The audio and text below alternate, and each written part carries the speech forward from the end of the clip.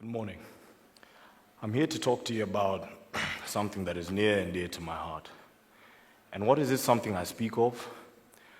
Pan Africanism, of course. What is Pan Africanism, you may ask? I would like to define it for what I think it really is. That being an ideology that asserts and supports the solidarity of Africans worldwide. It stresses on the fact that our unity as Africans, not just within the continent, but as well as the diaspora, is a vital part of our economic, social, and political progress in terms of the continent's survival. You see, I don't know about you, but I grew up believing that anywhere but Africa was heaven. I thought that being African was one of the worst things that could happen to you in life. And who could blame me? Look at the prevalence of tribalism, imperialism, and corruption within our continent. Now, let me give you a few scenarios that happened within our own country and other countries around the continent.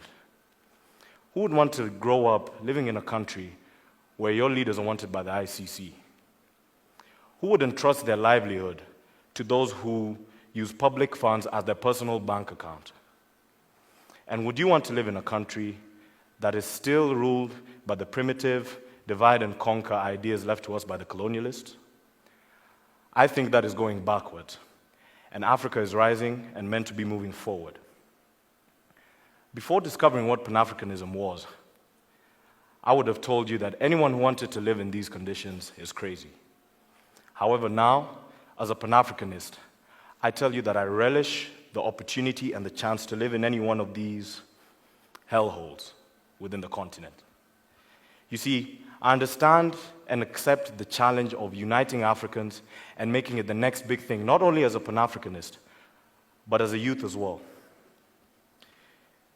If we had a standard of leadership where we were able to hold our leaders accountable for their scandals, iniquities, and irresponsibilities, we would then move forward. From this, I have a question to ask you. Imagine what Africa would be if Africans loved Africa as much as the rest of the world loved its resources. We would not rely on the aid of foreign entities. We would not be the beggars of the world. We would be a force to reckon with. We wouldn't look over at Zimbabwe and Uganda and say, if they can do that, so should we. No. Instead, we would be our brothers' keepers. Or there's famine in Ethiopia.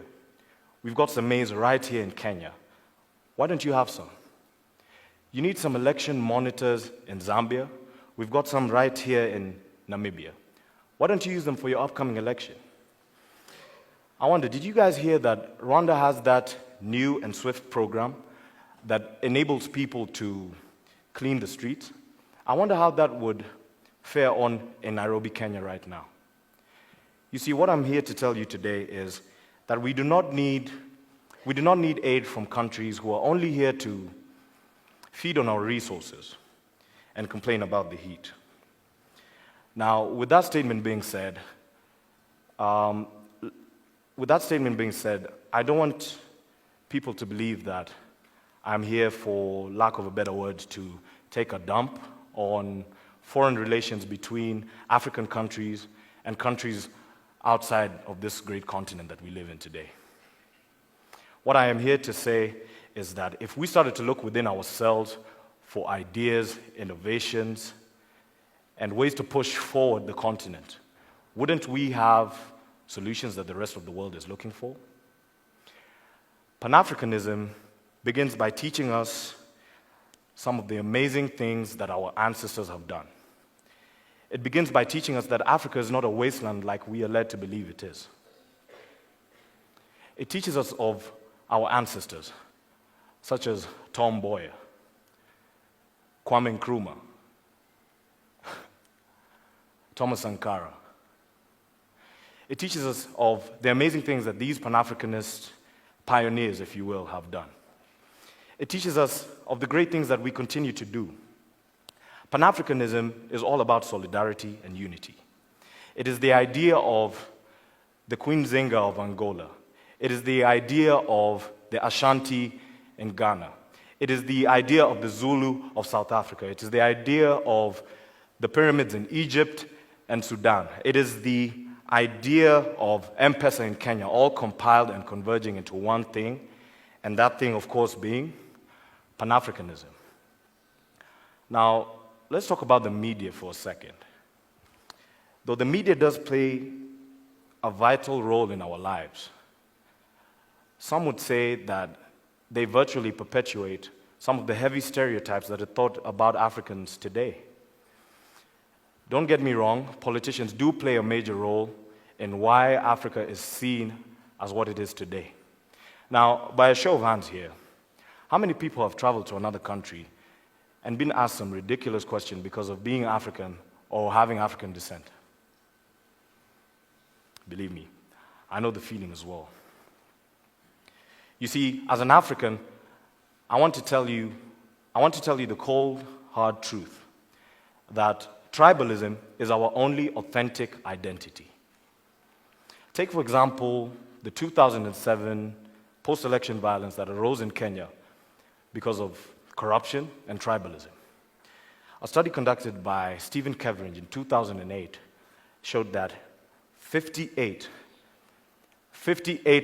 of Kenyans didn't even know that their parties had a manifesto.